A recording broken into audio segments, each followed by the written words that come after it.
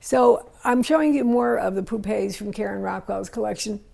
I assure you this is not all. There are many more, and many of them have trousseaus. It was just hard for me to get them all out here to show them in this video, but you will be seeing them, and you'll see them in the catalog, and if you look online, you'll see detail of many of them.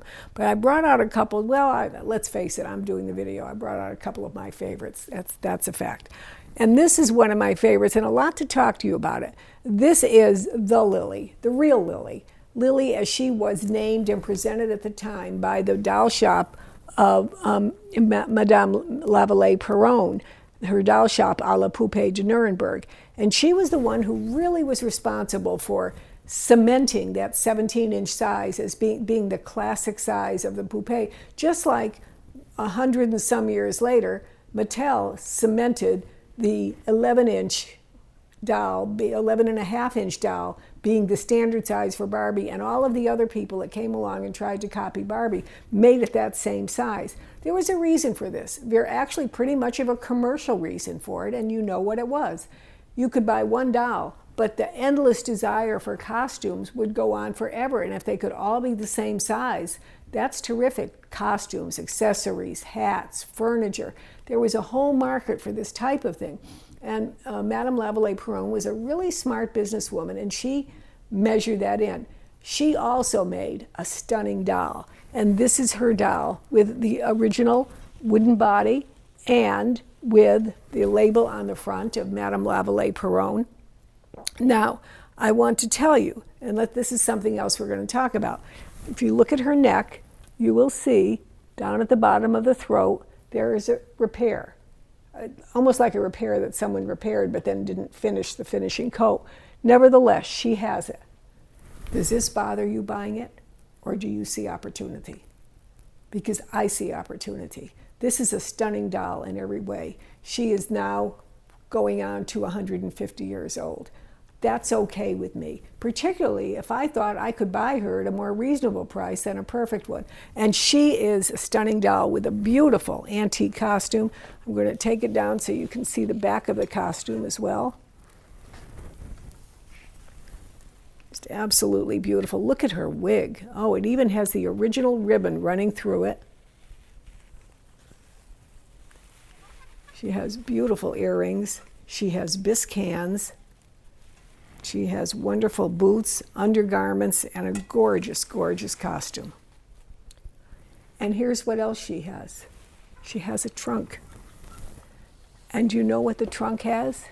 It has the label of Madame Lavallée-Perron right under those crossed ribbons on the inside lid is the original label, Madame Lavallée-Perron. Signed trunk, signed doll, and wait, there's more. She has this little booklet. I have never seen this before. It's a miniature of the people-sized booklet that was done of the Journal de Poupée, and these are ones that are offered by La Poupée Modèle. And when we turn it, look, inside, color engravings. And then the little story of the modes of the springtime. And if you read French, you could read the whole thing, or you could put it up to your Mr. Google Translate and let him translate it for you. And it will tell you all about what the costumes of springtime were. It is absolutely this is such a rare book in and of itself. It really is something we should offer separately, but it came with the trunk, tucked in the trunk, and so it's going with Lily, with Lily's trunk, and finding a new home with one of you. It's a wonderful situation. Now we have other wonderful poupées up here, and let's show them. And once again, I realized how Karen Rockwell really tried to find the small poupées, and they are so very, very rare to find. I love these two in particular, and I guess because I love both of their gowns. She in like a springtime summer gown, and because they're all original, I want you to be able to see the back of them as well. And again, look at her wig as well as her dress. You just dream of finding dolls like this, and it becomes more and more impossible to find it all original.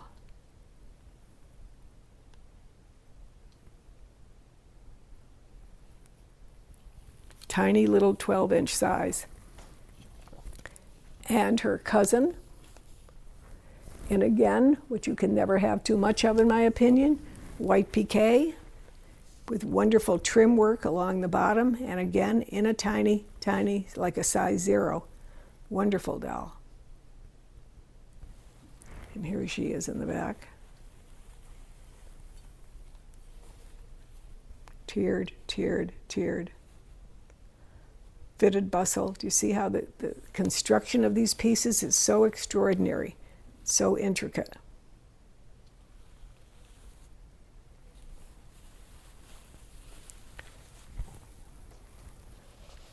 Lovely doll behind her. With her, she has an original boutique label on her as well. And then we have another beautiful example right here. I'm taking it down again so you can see the back of the costume. Look at her face. Very, very different, very dreamy kind of face, and almost like a portrait type of face. Very unusual. And let's see. Bisque hands. And she comes around. You can look at that costume in the back. How it's not just ruffles coming down, but the ruffles all have these hand-cut scalloped edging. And the wig. Oh, I love finding a wig like this. There she is.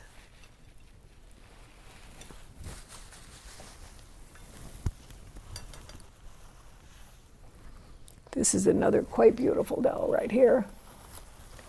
With a very, very interesting gown. Very gentle face on her. It might become because of the pale blue eyes, but very, very unusual costume.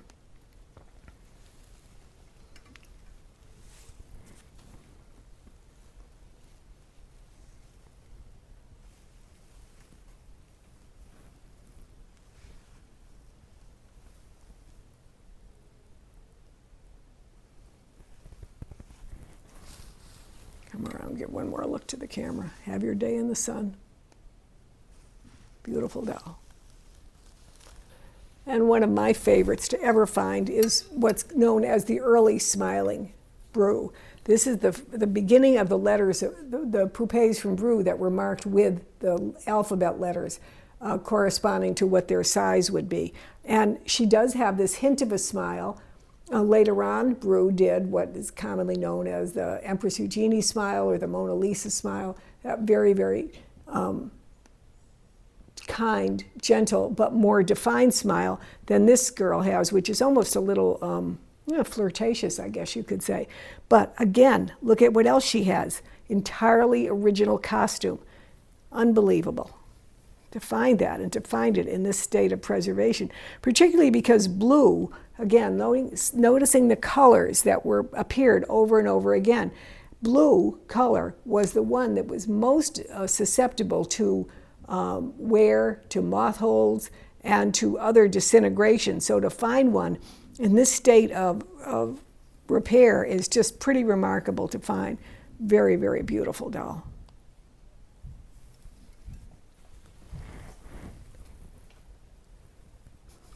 And the last of the fashions I'm showing you is this wonderful doll, which appeared on the cover of Doll News in spring of 2001 from Karen's collection.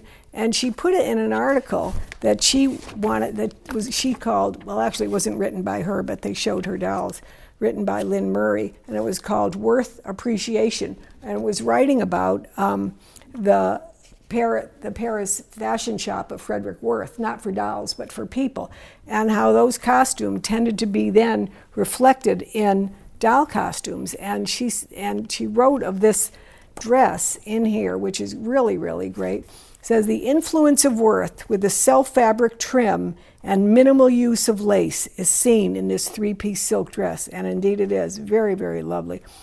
I don't know if the photography was different or this is showing it as red, and I don't think it could have faded. I think it's just was the color difference there, but it's absolutely extraordinary. Very definitely this doll with the accessories. And in this same article, Lynn also showed the doll wearing another costume I'm about to show you right now. and this is being sold separately. It's a very, very beautiful costume. This is one I regret when I had it in the catalog. You really can't see it in the catalog, so I was so happy I was doing videos and I could let you see this costume in all its glory.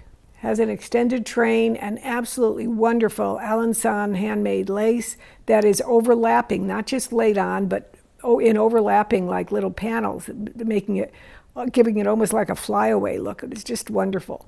And then the matching bows. Stunning dress. Well, we're looking at costumes. I also want to show you this dress. Very beautiful one. Comes with its own little matching parasol. And crisp burgundy color. Notice the color once again, a standard color of this time period.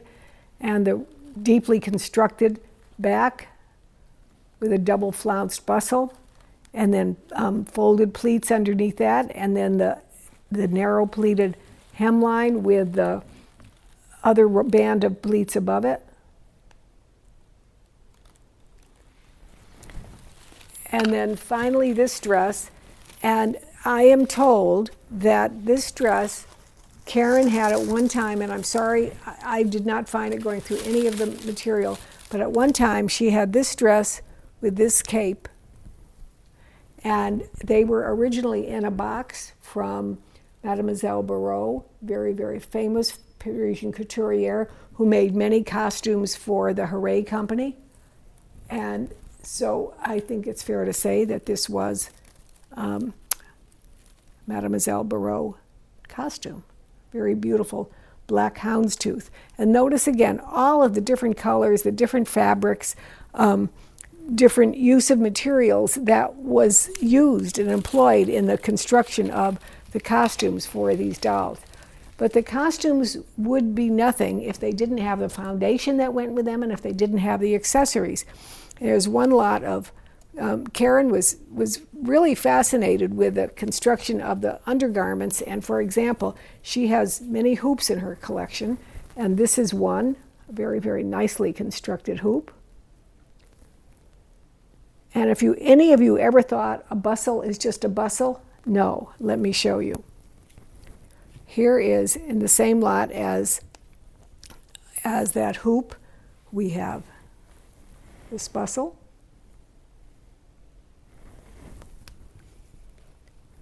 And this bustle.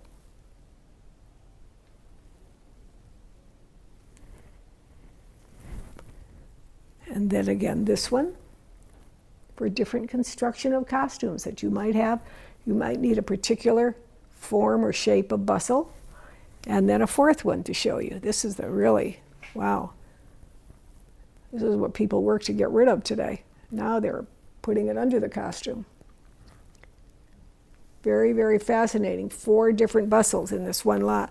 So just seeing her collection and seeing the catalog is just a great study. Also in terms of like undergarments, there is this wonderful box, and it contained an assortment of miscellaneous pieces. For example, there are several of the ladies' stays and corsets. This is a beautiful one right here. Look at this. Very, very beautiful. And the chemisettes. And what a great idea this is. Okay, instead of wearing a blouse and you get the whole blouse dirty, no, you just have what we used to, back in the 1950s, they used to call this a dickie. I don't know if it has a name today. In France, they called it the chemisette, and you would wear this, and then you'd have your sweater over, and you'd have the effect of an entire blouse, but not. Also little collars, and here is a collar, and it has the matching cuffs, and handkerchiefs. And again, going in the idea of the dickie, how about this idea that they were so big on? Sleeves. So you fit the sleeves under the costume you're wearing, because you might have a full front bodice, but you want to have sleeves. So instead of having a full blouse, you just have sleeves. So much less laundry to do. Look at this beautiful collar. Is that stunning? And another wonderful little collar. And now I'm going to show you some of the other accessories which would go to really just make a costume perfect.